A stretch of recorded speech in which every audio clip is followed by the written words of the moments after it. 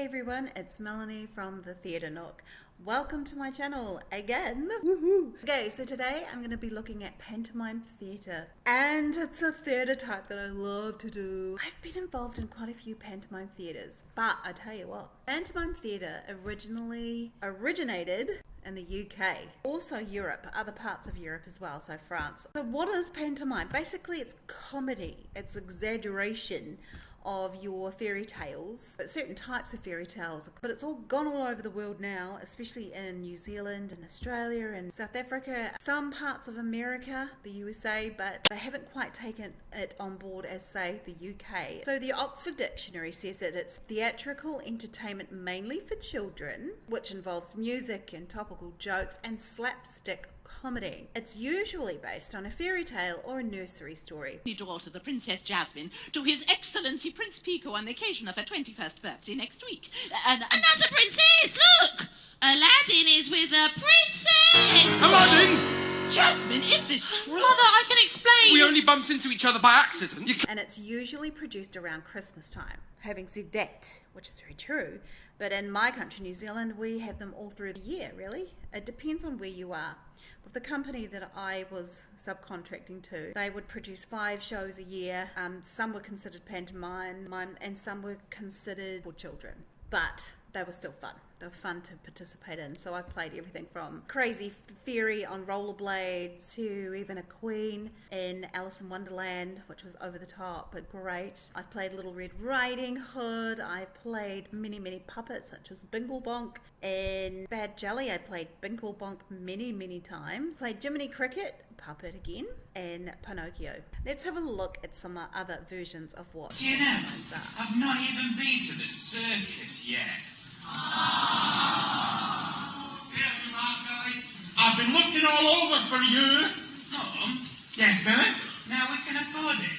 Can we go to the Circus? Oh, Billy, we're far too busy to be going out enjoying ourselves. But Mum, it finishes tomorrow. It's an entertainment really for adults. So it's suited to adults and children. It's got humour for adults, and the children will love the humour. It might be over the heads of some children, but that's why it's so good for adults. Now, it's basically a pagan tradition. It was based in the Roman Saturnalia arenas many years ago. In fact, pantomimes were inspired by the Italian performance art commedia dell'arte. They were based on stock characters, so they'd have certain types of characters that would be played by certain actors all over Italy, which travelled all over Europe. Commedia dell'arte is well known all over the world. So that's where some of this pantomime behaviour came from. It's slapstick, over the top. This is where slapstick humour is utilised to the fullest, with characters getting bopped, bumped and hit in a way that should amuse. It's low bar humour and it's expected in pantomime productions. What are some of the most popular pantomimes to produce? Practically any child's fairy tale can be produced and made into a pantomime. As long as you've got females, you've got a heroine. As the handsome prince, you could also have another female playing that role. So there's role reversal in this. So let's say for the fairy godmother in Cinderella, rather than having a woman, you would have a man. In Cinderella, instead of having actual women playing the nasty stepsisters, you would have 2 men playing that role, which makes it a pantomime. They're also called the dames. Okay, so they're a certain type of character as well. Pantomimes were a family delight, so they became a tradition around Christmas time, where families got together and they enjoyed being together and just having fun. As I said before, you got the heroine and the hero, and often the hero is played by women, or women are played by men. There is often a villain, as there are in children's fairy tales anyway, and that's exaggerated. Typically the villain is an anti-hero, the antagonist and the evilest person in the production. For instance, the ugly sisters in Cinderella, or Captain Hook and Peter Pan. You've got Gaston and Beauty and the Beast, and you've got the Giant and Jack and the Beanstalk. You got lots and lots of villains, female, male, and they just make the play more interesting. They give it that fear factor, which is exaggerated in pantomime. What is a pantomime dame? As I said before, the pantomime dame is usually played by men playing female roles. It's more hilarious pantomime to have 2 males playing the nasty sisters than it is having 2 females. I'll just say that. That's a typical pantomime. That's what you would do. Not necessarily all the time, because women can also play hilarious characters. Trust me, they can. Often in these pantomimes, you'll have a clown or a noddy.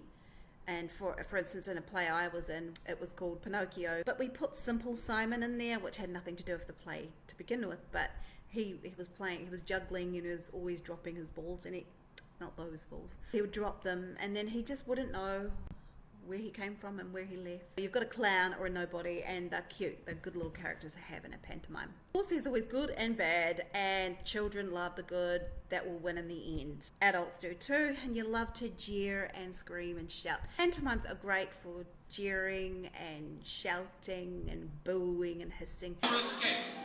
You want to skip? It's all right. No matter that person. Let's go skip. Well, I'll skip you back. Face the audience and bow. It's interactive fun for the audience, and I'm selling it like a commercial, but it's true.